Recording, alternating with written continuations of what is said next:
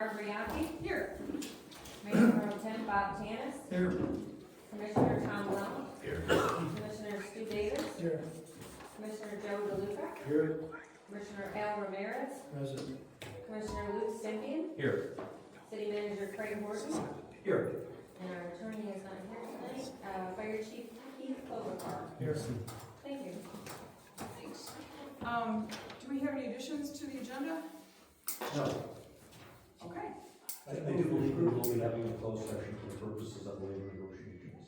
Right, when we get down there. Okay, thanks. I'm sorry, Sue, I make a motion to approve as written. approve the agenda is written? Approve the agenda is written. Agenda two, everything. I'll second. Thank you. All in favor, say aye. Aye. Any opposed? All right, hearing none, the agenda is approved. Next, we move on to number 5, approval of the consent agenda items. Does anyone have any questions for Craig or anything else?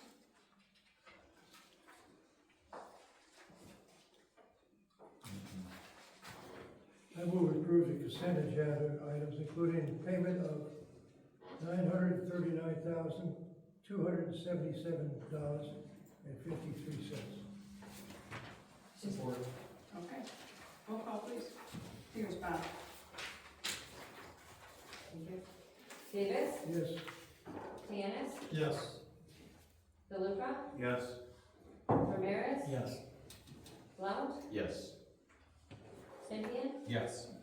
Yasi. Yes. Thank you. Thank you. Moving on to citizens from the floor. Do we have anyone who would like to come up and speak? May I speak? Up here, yes, please. Just need to come up and tell us your name and your address. A little difficult for me to remember my address under pressure. My name is Emma Clark. I live in Colonial Drive, apartment 7. I am a resident of Emily City, Michigan, and I am here today to speak on how my life has been detrimentally affected by environmental dangers, specifically water damage and mold. Okay? May I begin? Yes. All right, thank you. I found many don't consider just what might be lurking within the walls of after a burst pipe or something simple as a storm. I was a kid then, so I know I certainly wasn't. Instead, my focus was on my friendships, where I'd hide during the next game of hide and seek, and what I would draw for my next art assignment. For years, art was my passion. I had all the pieces needed to become great, the will to create, the talent, and some of you may have seen my pieces at the high school art shows. My awards hung on my bedroom walls, the very same walls that would ruin any hopes of a career involving my creativity. Being exposed to mold was the trigger for chronic illnesses that had not yet surfaced in my body before high school. As time went on, I began to notice how lethargic I was, how my knuckles pulsed with pain when I held a pencil, and how I couldn't even stand without the world around me going black. Over time, I had to put my passions on the back burner just so I could focus on my survival and education. However, even as I concentrated on my schoolwork, I still found myself faltering. At some point, I couldn't even get out of bed. My body protested with severe pain, dizziness, nausea. I remember nights where I couldn't breathe as I got out of bed and crashed to the ground instead of moving forward. Not only was this my daily experience, this was how my life began to feel as a whole. I couldn't move forward. I was trapped in my illness, and every time I tried to get help, I was dismissed by health professionals. By the time we found a doctor who ran more than the basic test, I hadn't been to school in over a month. My parents had sunk hundreds of dollars, and a doctor recommended medications, supplements, treatments, and I'd been to the hospital multiple times. Then finally, a new concern was presented, one no one had yet considered: mold exposure. Later that day, my mother called in the manager at the trailer park to take pictures and inspect the home. They said it would likely take a few days to be confirmed or dismissed, but 30 minutes later, we got in a message back. I repeat, it took them 30 minutes to confirm it as mold, and we left the next day. All I knew was fear. Winter break was just around the corner, and we were living in a hotel. What stuck with me most was going into school for my exams. I didn't know if this was the last time I'd enter that building or if it was even safe. As I worked through my midterms, my mind was distracted with thoughts such as, where am I going to live next? Would I have to switch schools? Am I the only one going through this? I now know the answer to all of these, but the worst answer of all was that I am not the only one who's experienced this. Thousands before me shared this reality, and thousands after me will have changes it made now. It has now been 1 year and 9 months since we left, and now the drywall holding my life together is soft once more. Thank you for your time. Thank you very much. Thank you. Thank you. Is there anyone else who would like to speak?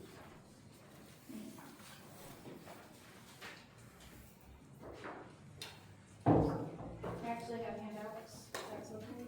Sure. If you can give us your name and address, please. My name's Erica. I am at 455 Pleasure Drive, apartment 7 in Lake City, Michigan.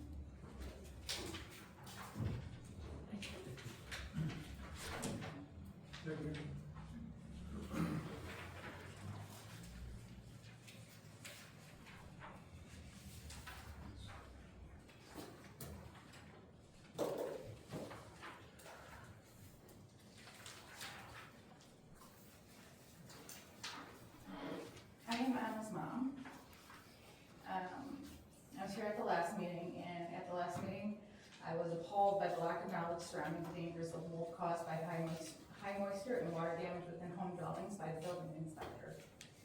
There are many species of mold, including but not limited to black mold, Streptococcus, that release toxin called mycotoxins as a defense mechanism.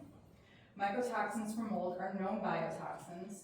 Mycotoxin toxicity possesses serious health dangers ranging from mild flu-like symptoms to life-threatening conditions like cancer, liver failure, which I was experiencing, neurological damage, and even death. So, yes, mold is everywhere. However, there are huge differences in mold behavior in its natural outdoor environment as opposed to an indoor environment. In an outdoor environment, there are many different factors that keep overgrowth in check, including other competing species as well as predators and sunlight. Mold also behaves much differently in an outdoor environment. There is an abundance of space and resources which makes mold feel less threatened and therefore reducing the amount of mycotoxins they produce to protect themselves.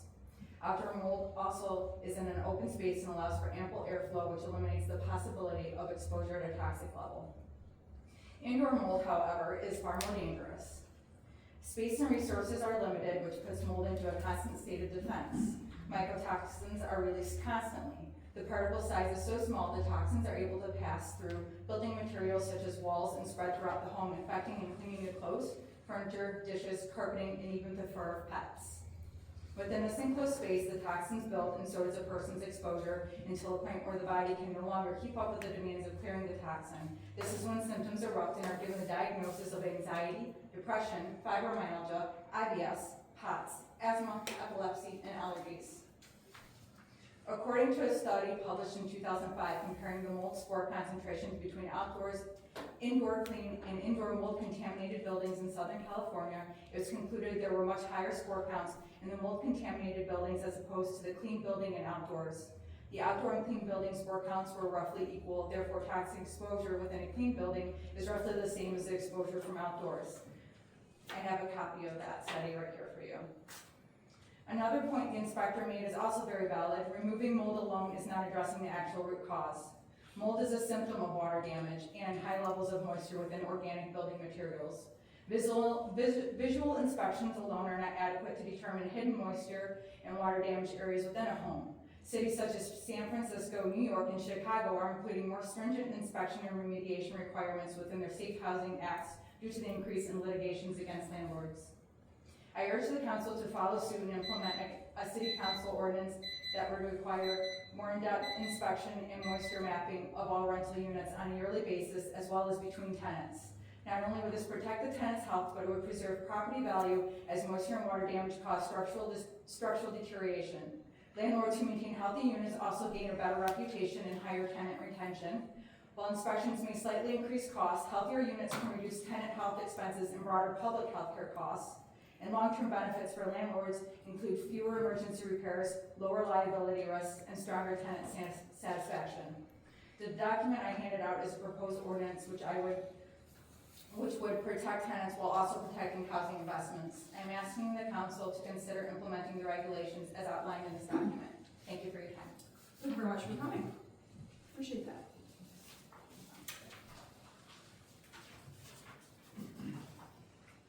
Would anyone else like to speak?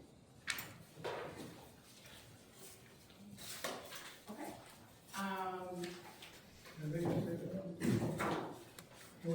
Can we consider discussing this? Let's do it. Probably at commissioner time. That's what, okay. I just want to see it put out on the agenda. Okay. All right, do we have a guest speaker? No guest speaker today. Okay.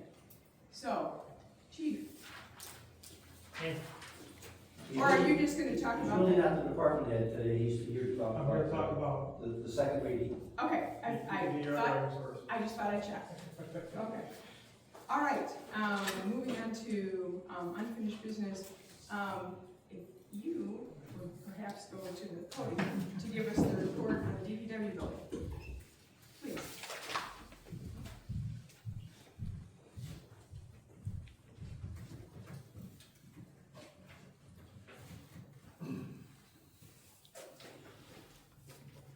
So as it stands right now. Just state your name and address. Bob Dennis, 260 East Borland Road. Across from the fairgrounds, okay? How's that? Anyways, as it stands right now, the man doors are supposed to be coming on Friday, so then that way we can lock things up over there. Right now, the electricians are over there taking all the excess wire and stuff out of the building, so. That's what we're at point for right now, and I'm waiting for Cliff to come back, so I know what day he's gonna spray foam the walls, so. That's it, where we're standing right now, that's it. Do we know when, DT might put in the new pole, or when they start doing the trunching? Scott was supposed to let me know that, and he did not get back to me, so he doesn't know yet. He was gonna contact her in Lapeer to find out.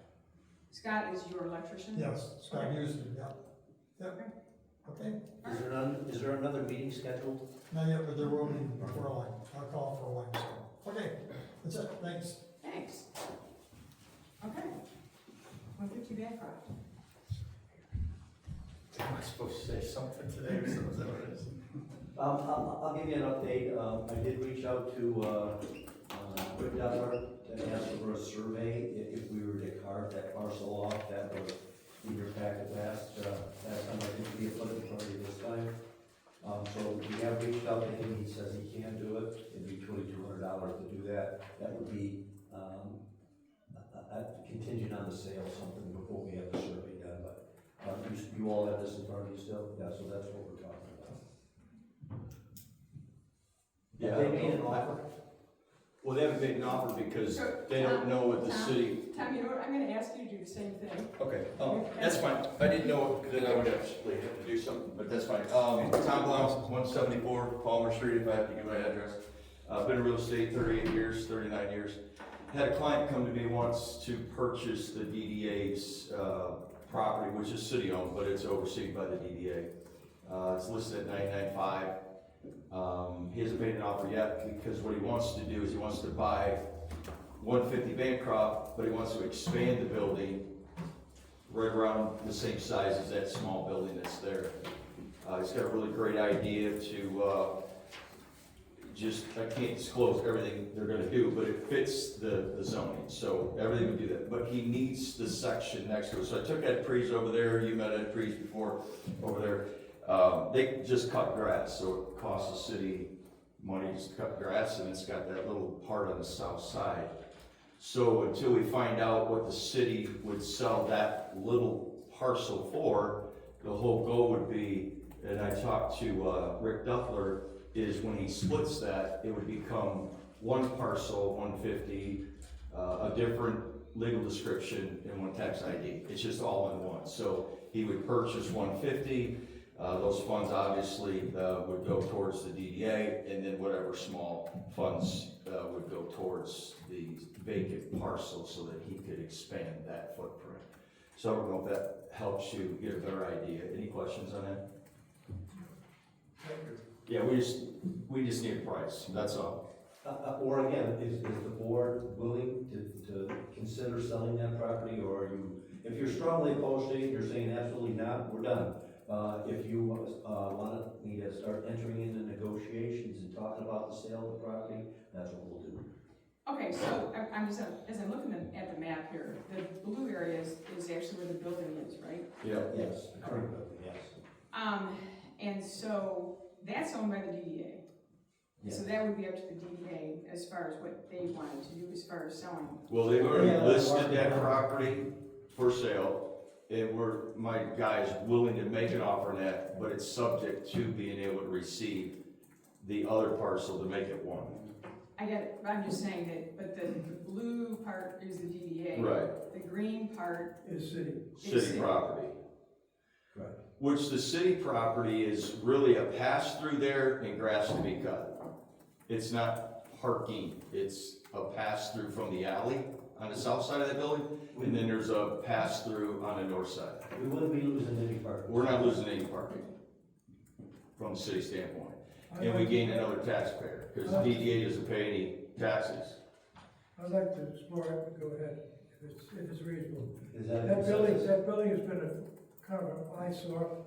We've had trouble renting it, we've had trouble, it's always too small for everyone. And if we put it as a tax building in the city, we're ahead again. It is presently occupied by a renter.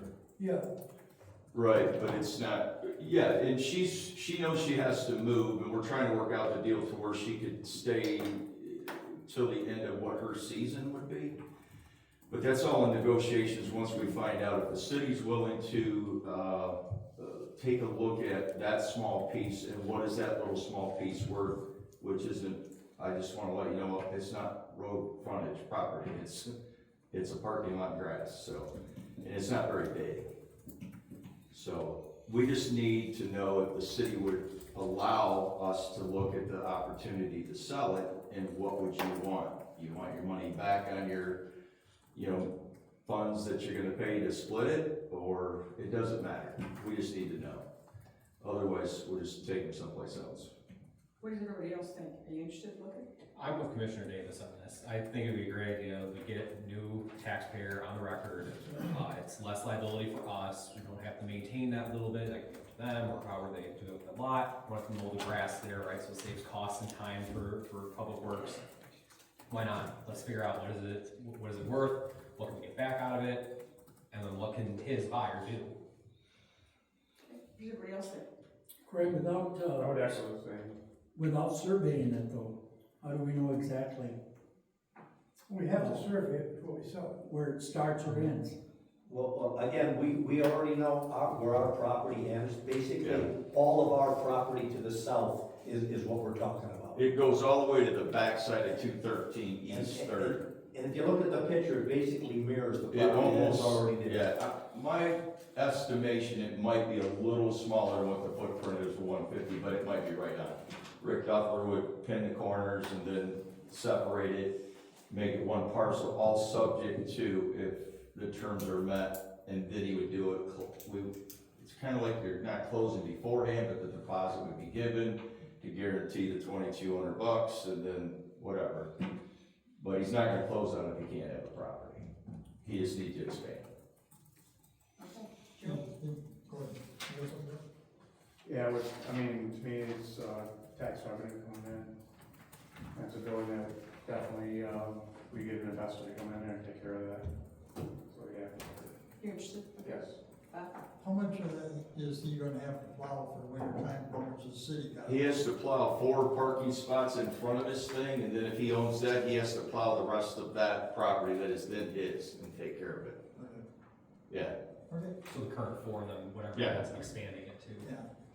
yeah, so. And I would have to say, I don't know if I need to say this now, I would recuse myself from any voting on it, even putting a price on it. But it's just my opinion, a property on the backside of everything else and how small it is. I don't want you to think that even if you got an appraiser involved, it wouldn't even be worth paying an appraiser to give you a value for it, because it's not gonna be worth that much. I sell city lots for Port Huron they're bigger than that for less than $5,000 on Front Road, so. But you would have to do maybe somebody give you a broker opinion of value for free. I can't, I just can't do that. Got it. Well, I think we're interested. Okay. Need a motion to We'll move. start with the same price as the other building then? Well, Same price? I just put it on record to say, then you can have your building. I move we continue to explore. Okay. I don't know that we need a motion for that, just. No, we're just gonna, Actually, let you I go. think it's more so Craig figured out. Yeah. okay, Okay. great. Now moving on to 9B, code of ordinances, chapter 94, fire prevention. Yes. Keith Colbert, Fire Chief, I'm the city. Basically coming back for the second reading last month, actually, we was there for the first reading. I talked about chapter 94 amendments to actually adding the fire ordinance codes. And there was some questions from last meeting we talked through. I'm not sure if you guys have questions today you want to talk through. You know, walk through what we're doing. Questions? I do believe Keith did some checking on the lock boxes for Commissioner Davis's questions. You want to talk about that? Yeah, I did talk to Knoxbox on getting the ability to buy multiple lock boxes. They can do that. Right now, I'm asking them, what price break do I get if I do that? So they're gonna get back to me that information. So first one, they said, no, the Knox boxes are actually sold by address. They said they do in fact sell them to some departments and some cities, so they can buy them in bulk and then distribute them that way as well, for more. They're more accessible that way and easier to get. So I'm asking, trying to get a price on what kind of reduction we're gonna get from the list price. And didn't you think we only needed approximately 100 or so? It's, yeah, it's not that many that we really need. My system's even less than that. Does that answer your question, Stu? Yeah, well, did you look at bulk price? That's what he So we're said. working on getting a block price for you. So I'm waiting for a call back from their sales organization, So we would buy them in bulk. and then we would resell them Resell for Our cost, yep. at their cost back to somebody that needs them, they would be more readily available at that point as well. Give the best deal we can. Because they already come key. And the other concern about having firefighters assist, yeah, we were talking about with the group about how we would manage getting people to help out. And that would give them the knowledge of the buildings that they're going through as well, so they have a lay of the land. They would be required to have it, so we know exactly how many to buy. Oh, for the, yes, we can come up with a number. Yeah, we come up with a number, because we're not gambling. Right. I gotta go, yeah, when we go through a list of all the businesses, yeah, we'll figure out exactly who's required to have them, and we can come up with a Maybe a number. couple extra. There might be some buildings that are under the 2,000 square foot. Oh, yeah. Most should That be. will want them, you Yeah, know. yeah. I worry about like Industrial Drive, all those and that, those places like that, where we. Thank you. So they're getting back with you on the amount, Yeah, they owe me a call back. so it's, the 500 is not written in stone. The 500, That seems no, it's pretty not, it's the price that they're offering on their site, but it's not written in stone. So I'm trying to negotiate it down. Thank you. It's not the gold price. Any other questions? Yeah, Chief, who installs those? Does the representative from the company come out? Is it from the fire inspector? We do not install them, we'll It's up either to them. provide them contact, or they can have the contact themselves, we prefer not to do that. We define where they be in each building. Yeah, there are requirements from where they should be, and they have to be visible, where they're supposed to be located on, and what can be in them, and stuff like that. The beauty is, the key that we have, when I've got keys for ourselves and PD, the keys that we have will fit those boxes. And then we open it up and we get whatever device they have that opens their door. Thank you. I think Barb gets the questions on the containers at 1.2. I did have a question, because, and I'm sorry I couldn't be here last time. That's fine. And so, when you said, it said receptacles, I think, and I did not understand that you were talking about dumpsters. Dumpsters. Okay. And I they have to be was worried about, certain- worried about everybody in the city having to replace their garbage cans and their, yes, no. No, we're talking about dumpsters, they have to be a certain distance from the building, they have to have some sort of cover that's fire resistant on them, so we just to make sure that everybody complies on that. I had visions of everyone having to replace their recycling containers, and so that was my vision, but Well, thank you for answering that. My thought was all the trash receptacles that are on the street that are open, it's like, no, we're not talking about, it's just dumpsters, I think we can define it. Got it, thank you for answering that. Any other questions? So this is our second reading, I wasn't here last time, so what do we need to do? We just need to approve a second reading, and then I did put the date of publication in because it does take effect on date of publication, so I wanted to make Page sure you were aware of 32? it. Yep, page 32. No vote is needed. For a second reading, Yes. No you really vote is only need needed. to read the first paragraph. Yeah. Okay, you need a motion to vote, right?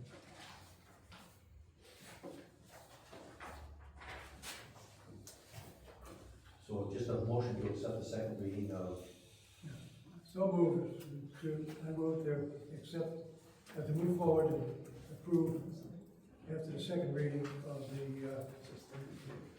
ordinance number ordinance. 94-03. Yeah, whatever it is. Okay, ordinance number 94. Yeah, because our city planners actually updated the ordinance numbers, so amending current chapter 94. She said we already have 2 on file, so this is number 3, that's where we got that number from. I spoke with Kate. Okay, thank you. Is there a second? I'll second. Okay, roll call. Davis? Yes. Simeon? Yes. Ramirez? Yes.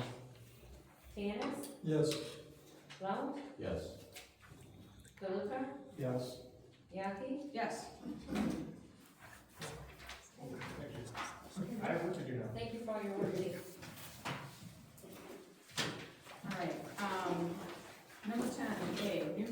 rezoning the parcel, from R2 to RM1. Again, I don't know if either of you who sit on planning want to talk about it, or I do, but basically what it is the Palmer House. They want to turn that into a bed and breakfast, and in order to qualify as a bed and breakfast, we have to rezone it from R2 to RM. And then, because there were a number of concerns with the RM, multifamily, we don't want that at some point turned into apartments, that the owner agreed to restrictions on the deed that will only allow it to be a bed and breakfast. And it can't be used for anything other than what the standard R2 zoning allows, other than the bed and breakfast. Right. Is that right? Yep. Yes. That's what we did, yep. And so it was approved by planning, Yes, and so then it would need to be approved by us. yes. So the motion. But were we just getting this like right now? Like, I read this earlier, so they approved it, but. Planning approved it, but then it has to come to us for approval to rezone. They've been reviewing. Do we have a map or anything? I handed out a second little. This one here? Yep, it's got a publication on the front, and then it has the application from the resident, and then it also has Caitlin Haven from Wade Trim's recommendations, and then the map is right there too.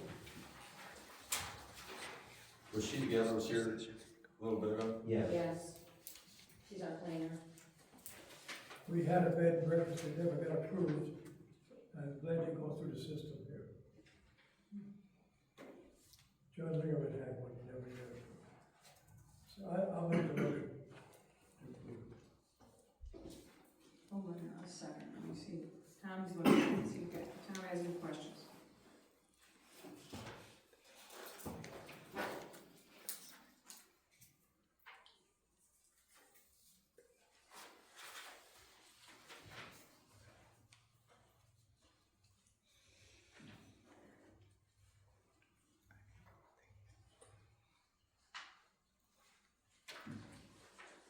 Craig, how soon are they planning on doing this? Are they just waiting on the rezoning? They figured they're gonna start in May. Because we asked that question at planning. But again, in order to be able to start in May, they need to start gearing up now. And that's why they need this approval. So, if I understand this map correctly, there is an RM1 across the street, correct? The funeral, Funeral, How do they feel about it? we're in favor, very much. Well, I'm just saying, you can't spot some, but as long as there's something across the street or contiguous, we're okay with it. That's, Yeah, that was all my that concern. very topic came up in the conversation. Yeah, that was my concern, but there's enough ground here, so we're going from RM2 to RM1. Yes, With Well, the With the restriction. restriction on the deed, right. no time element. No, Two restrictions. So it stays. Bed and breakfast Okay. only, And and. registered. Yeah, registered. well, sometimes restrictions have a expiration. no. Okay, Save it. I'm okay. Gives That's what I gives the just city feel, a little I bit just of wanted that's all. clarification, that's all. And in the motion, it was going to be recorded with the register of deeds, so that there was no confusion in the future with anybody coming and looking at it. They can actually find it right. Yeah, Okay. I think it's a great idea. I don't know if they would want it. I'm glad it fits where it needs to, yeah. That's a unique house. I don't know if you've ever been there. That's a unique house. That'd be really cool. So we have a So motion. I believe Stu had a motion to do a second, I will second. Oh, Thank you. Yes, the motion was to rezone R2 North Main Street from R2 to RM1 with two restrictions. Right. Yeah, that's exactly what Stu said. You should give our family a discount, okay? Okay, roll call please. Davis, Yes. Stempien, Yes.